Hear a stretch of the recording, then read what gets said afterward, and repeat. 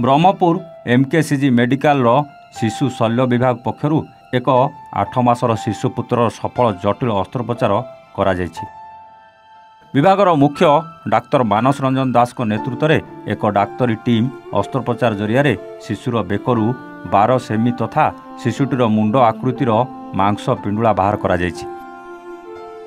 एभली जटिल अस्त्रोपचार निमंते प्राय 2.5 घंटा समय लगिता। यही समय शिशुर बेक देई गलार शिरा समेत विभिन्न स्नायु को सुरक्षित रखी अस्त्रोपचार करने डाक्तरों पई चैलेंज रही। देखिबा एमकेसीजी मेडिकल यही स्वतंत्र रिपोर्ट। ब्रह्मपुर एमकेसीजी मेडिकल ले जटिल अस्त्रोपचार करी जड़े शिशु को नुआ जीवन देइछंती शिशु शल्य विभागर डाक्तर माने। 8 मासर शिशु को मिला नुआ जीवन। 2.5 घंटार जटिल अस्त्रोपचार बाहरिला 12 सेमीर मांस पिंडुला। जुगुलार भेन को सुरक्षित रखिबा डाक्तर को पाइथिला एक बड़ चैलेंज। शिशु पुत्रर अस्त्रोपचार समय कौनसी असावधानता जोगु जदि शिशुर जुगुलार भेन क्षतिग्रस्त हुए किंबा कटि जाए तेबे एही क्षेत्र में शिशुटी को बंचिबा कष्टकर होता। जुगुलार भेन बेकरे थिबा प्रमुख शिरा भाव में कार्य करिथाय, जहाँ मुंड एवं बेकरू रक्त निष्कासन करी पुणी थरे हृदय को फेराई आनिथाय। एहिभଳି भावे मस्तिष्क मुंड एवं बेकर अन्यान्य अंशरू अम्लजान और रक्त को हृदय को फेराई आनिबा पई गलार शिरागुड़िक अत्यंत गुरुत्वपूर्ण थाए। जदि क्यारोटिड धमनी और स्नायु क्षतिग्रस्त हुए तेबे शिशु शरीरर विभिन्न अंग प्रत्यंग अकामी हेबार यथेष्ट संभावना रही। यह दृष्टि रखी विभागर डाक्तर माने अति सतर्कतार सह यही सफल अस्त्रोपचार कराइथिले। टीम रे विभागर डाक्तर राजेंद्र मिश्र, डाक्तर सृष्टि वर्मा, निस्तेज विभागर doctor Bishnu Prasad Mahapatra, doctor Barsharani Behera, nursing officer Swarnalata Behera और पूर्णिमा प्रधान प्रमुख थिले। खोर्धा जिला बालुंगा निकटस्थ नाईरी गाँवर कान्हूचरण बेहरा और रूपा बेहरा गत 8 मास पूर्वे शिशुपुत्र आशीर्वाद बेहरा जन्म होता। किंतु आशीर्वाद जन्मरू सिस्टिक हाइग्रोम बा लिम्फाटिक सिस्ट रोगरे आक्रांत होइतिले। फलरे तांको बेक भाग धीरे धीरे फुलिबार लागितिला। समय क्रम शिशुटीर बेकरे मुंड आकारर एक मांस पिंडुला जमाट बांधितिला। एभली क्षेत्र में शिशुर निश्वास नेबारे समस्या हेबा समेत बेक बंका हेबा, खाद्य खाइबा और बेक बुलाइबा भली विभिन्न समस्यार सम्मुखीन हेबाक पड़ुला।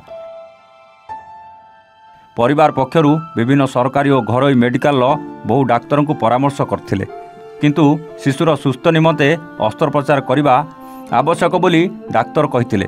शेष में चिकित्सा निमंते परिवार लोके असुस्थ आशीर्वाद को एमकेसीजी मेडिकल शिशु शल्य विभाग में चिकित्सा करथिले। एप्रिल 21 तारिख में आडमिशन करा जायथिबा बेले विभागर डाक्तर माने शिशुटी को चिकित्सा करने सह एमआरआई करने को परामर्श देथिले। विभाग पक्षरु शिशुर सफल अस्त्रोपचार करा जायथिला। वर्तमान शिशुटी रोगमुक्त सह सुस्थ रही। वर्तमान शिशुटीर चिकित्सा जारी रही बेले किछि दिन पर से घर को फेरीजे बोली विभागीय मुख्य डाक्तर मानस रंजन दास कहिसंती। अन्य पक्षरे शिशुर सफल अस्त्रोपचार को डाक्तर को धन्यवाद जणाइबा सह एमाने आम पई भगवान बोली कहिसंती। सेपटे विभाग एक स्वतंत्र अस्त्रोपचार गृह नथिबा जोगु अनेक शिशुक अस्त्रोपचार हेई पारु नै। जदि सरकार यही विभाग एक स्वतंत्र अस्त्रोपचार गृह करेंगे तेबे आहुरी अनेक शिशुर सफल अस्त्रोपचार हो पारिबो बोली मत प्रकाश करिसंती डाक्तर माने। वो मन जन्मरू गोटे एडी साइज फुला थिला, से जो जो बढ़िला सेटा सिंसु फुली फुली आसला परे बहुत हमको डर लागिला सेटा। तापरे सम एमसी नलु के भी योगदान देलेनी, भले ही पालानी। लास्ट एठेक आसलो, एठेक आसला परे आम नईरू रस्तलु धरिकी सार मान सार पाखु मान सार पाख आसर मान सारे कहले बहुत पिला को एता अच्छी खराब अच्छी रिक्स अच्छी। रिक्स जो कहला आमको बहुत डर लगे। सारे कहले जी शिर कटि पारे, नल नहीं पारालिस धरी पारे, नल नहीं शिरटा जाबी हो पारे, पिलार जीवन जाई पारे। से भगवान उपरे निर्भर कर आम भगवान मुंडिया माइलु। भगवान पिला माने भल हो गला। मानस सार को बहुत बहुत धन्यवाद। बहुत खुशी अच्छे मानस सार से बहुत खुशी अच्छे। ମୁଁ ଆଜି ଜାଣିପାରିଲି ଯେ ମାନେ ଡକ୍ଟର ମାନଙ୍କ ପାଖରେ ଭଗବାନ ଅଛନ୍ତି ବୋଲି।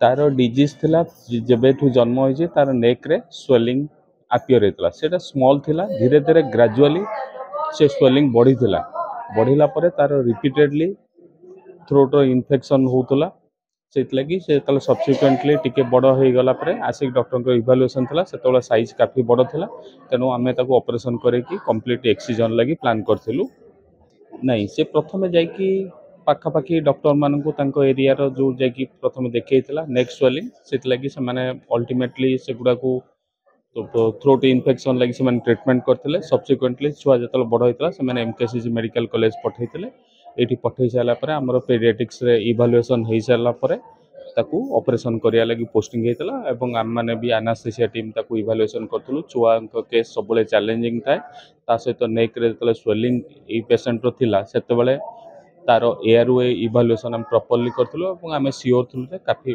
भल भाव करिपारू तेणु आम छुआ को ऑपरेशन करथिलु और सक्सेसफुली ऑपरेशन हेकि एबे छुआ भल अछि। छुआ एडमिशन हेतला 4 दिन तले आउ 2-3 दिन भीतर छुआ डिस्चार्ज हो नेक रो जो इनसिजन दिया है जो सुचरिंग दिया है सेगुड़ा नॉर्मली 7 डेज रो खोला जाए तेणु सुचरिंग खोलिया बेलू ताकू तापर छाड़ दिया जाओ 2-3 दिन टीम रे सर्जन कर पूरा टीम थिले डॉक्टर मानस डॉक्टर राजेंद्र एवं आम एनास्थेसिया टीम रे डॉक्टर दलई सर प्रोफेसर एवं मो निजे एवं आमर वर्षा सब प्रॉपर टीम पूरा थिले एवं केस ऑपरेशन पे सर केते समय लागे 2 घंटा ऑपरेशन रो समय लागला। गंजामरू जगन्नाथ साहू रिपोर्ट A1 ओडिया।